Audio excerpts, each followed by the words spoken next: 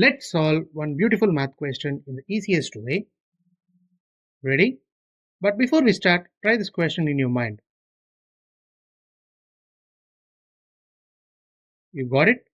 Now, what's the easiest method to solve it so that you will never lose here again? We have given 6 divided by 2 inside brackets 12 divided by 6. Here we are going to use BODMAS rule to solve this.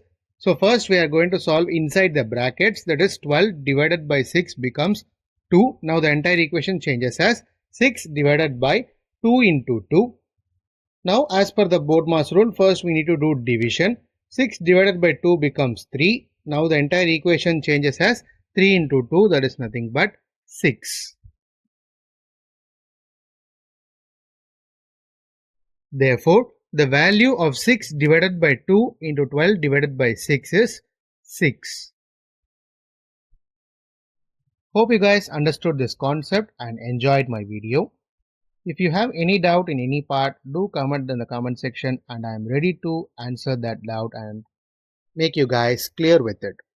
Do share this to your friends and challenge them to solve before watching the video and ask them to comment in the comment section if they did it so. Thank you friends, do subscribe my channel for more interesting videos like this and we will meet in a new video soon.